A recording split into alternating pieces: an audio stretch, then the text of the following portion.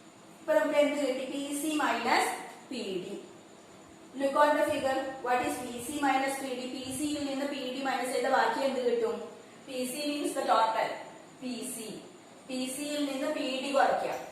P D എന്ന portion കുറച്ചു കളഞ്ഞു. ടോട്ടൽ പി സിയിൽ നിന്ന് പി ഡി കുറച്ചാൽ ബാക്കി ആരേ ഉള്ളൂ? സി ഡി ഉള്ളൂ അല്ലെ? Is equal to C D. അപ്പൊ എന്താ നോക്കൂ, we get A B equal to C D. A B equal to C D. അതിനെ നമുക്ക് പ്രൂവ് ചെയ്യേണ്ടത് എ ബിയും സി ഡി എന്ന് പറഞ്ഞാല് പാരലൽ അല്ലാത്ത സൈഡ്സ്. പാരലൽ ആയ സൈഡ്സ് ഇത് രണ്ടുമാണ്, പാരലൽ അല്ലാത്തത് ഇത് രണ്ടുമാണ്. ആ പാരലൽ അല്ലാത്ത സൈഡ്സ് ഈക്വൽ ആണെങ്കിൽ ഈ ട്രപ്പീസിയം അല്ലെങ്കിൽ ക്വാഡ്രിലാറ്ററൽ ആരായിട്ട് മാറി? ഐസോസെലസ് ട്രപ്പീസിയം ആയിട്ട് മാറി. Therefore, ABDC is an isosceles trapezium. Include it.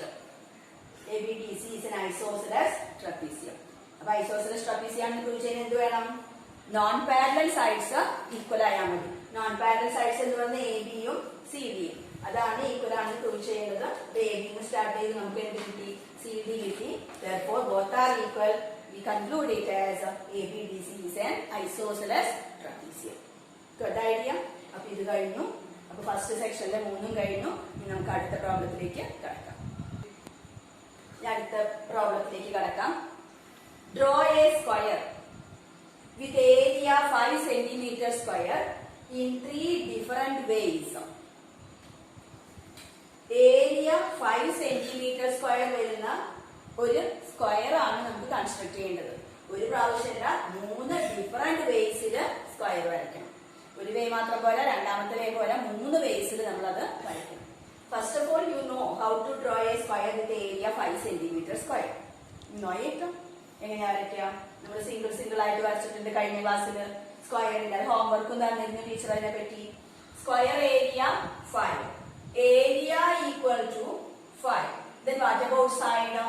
Square വരയ്ക്കാൻ പറഞ്ഞാല് ഏരിയയിൽ നിന്ന് ഒരു സൈഡ് നമ്മൾ കാണും. Side is equal to √5. എന്താണ് ഏരിയ അതിന്റെ റൂട്ട് എടുത്താലാണ് സൈഡ് കിട്ടുള്ളൂ സ്ക്വയറിന്. സ്ക്വയർ ആണെങ്കിൽ ഏരിയയുടെ റൂട്ട് എടുത്താൽ സൈഡ് വരും. അപ്പൊ സൈഡ് √5 വരുന്ന സ്ക്വയർ എങ്ങനെ കൺസ്ട്രക്ട് ചെയ്യും? സ്ക്വയർ കൺസ്ട്രക്ട് ചെയ്യണമെങ്കിൽ √5 ആയിരിക്കണം. അങ്ങനെ √5 നമുക്ക് മെഷർ ചെയ്യാൻ പറ്റുമോ? ഇല്ല, മെഷർ ചെയ്യാനായിട്ട് സാധിക്കില്ല. അപ്പൊ എന്ത് വേണം? നമ്മള് √5 വരുന്ന രീതിയിൽ എങ്ങനെയാണ് വരയ്ക്കേണ്ടത്? ഇന്നത്തെ കഴിഞ്ഞ ക്ലാസ്സിലെ കാര്യം നമ്മളൊന്ന് ആലോചിച്ച് നോക്കാം. √5 വരുമ്പോ നമ്മൾ ആദ്യം 5ന്റെ എന്തെടുത്തു? ഫാക്ടേഴ്സ്. മറന്നോ? ഫാക്ടേഴ്സ് ഓഫ് 5 മാത്രമേ ഉള്ളൂ. വേറെ ഏതെങ്കിലും കിട്ടുമോ? മൾട്ടിപ്ലൈ ചെയ്യുമ്പോ 5 കിട്ടുമോ? 1 5 അല്ലേ ഉള്ളൂ. അപ്പൊ ഇതിന്റെ സമ്മാണ്. ഒന്നും വീണ്ടും പറയേണ്ട കാര്യമില്ല, ഓർമ്മ വരണം. Sum 1 + 5 is equal to 6. Right? അപ്പൊ 6 സെന്റിമീറ്റർ ഇതിങ്ങനെ മാറ്റിയിട്ട് 6 സെന്റിമീറ്റർ ലെങ്ത് വരുന്ന ഒരു ലൈൻ വരച്ചു. അതിന് നമ്മള് 5 സെന്റിമീറ്റർ രണ്ടാമത്തെ ലോങ്സ്റ്റ് വൺ മാർക്ക് ചെയ്യും. പി എന്ന് കൊടുക്കാം. A P equal to 5. What about P B? 1 ആയിരിക്കും. വേഗം പറഞ്ഞു പോവാം, കാരണം നമുക്ക് ഇത് അറിയാവുന്ന കാര്യമാണ്.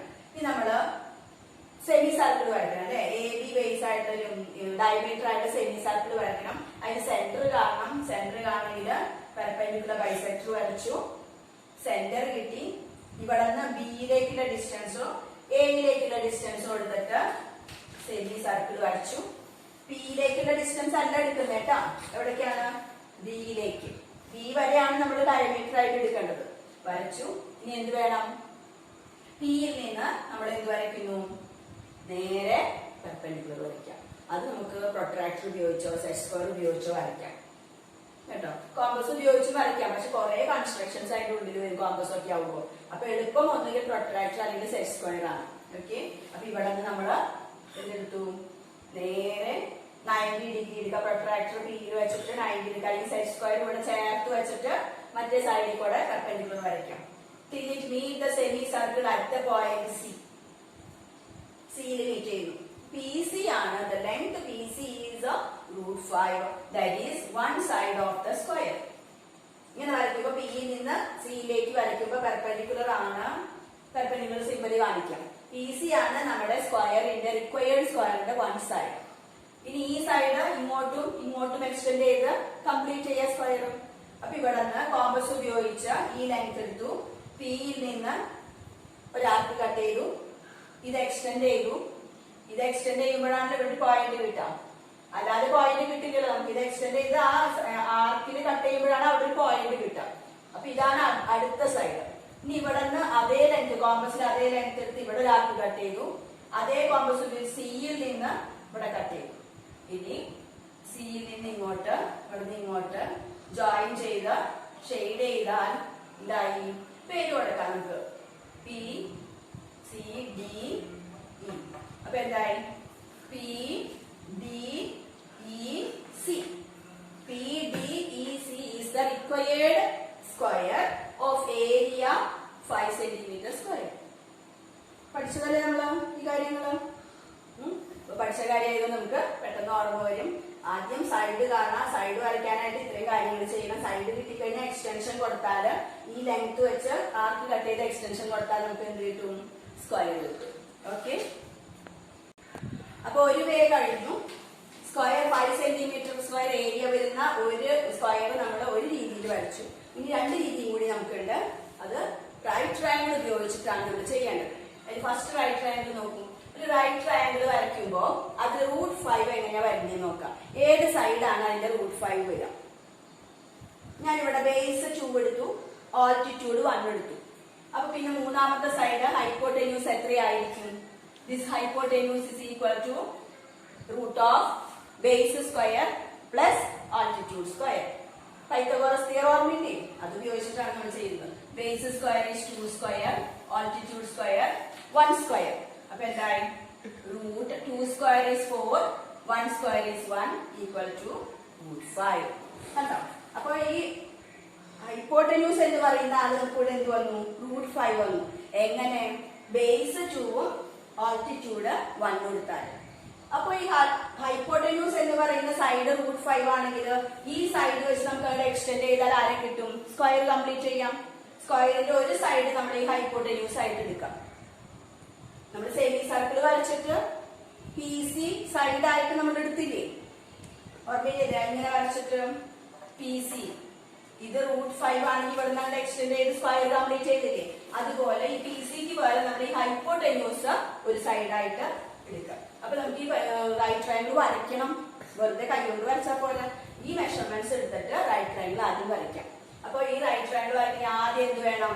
ബേസ് 2 സെന്റിമീറ്റർ എടുത്തു. കൺസ്ട്രക്ഷൻസ് ആണ്, കറക്റ്റ് മെഷർമെന്റ് എടുത്തിട്ട് ചെയ്യണം കേട്ടോ. അപ്പൊ ഇവിടെ ബേസ് 2 സെന്റിമീറ്റർ എടുത്തു. ഇനി എന്ത് വേണം? ആൾട്ടിറ്റ്യൂഡ് വരയ്ക്കണം അല്ലെ? അപ്പൊ 90 എടുക്കണം. 90 അല്ലേ ഇവിടെ റൈറ്റ് ട്രയാങ്കിൾ ആകുമ്പോൾ 90 വരണം. അപ്പൊ പ്രൊട്രാക്ടർ വെച്ചിട്ട് ഇവിടെ 90 എടുത്തു. 90 ഡിഗ്രി ഒരു ലൈൻ വരച്ചു.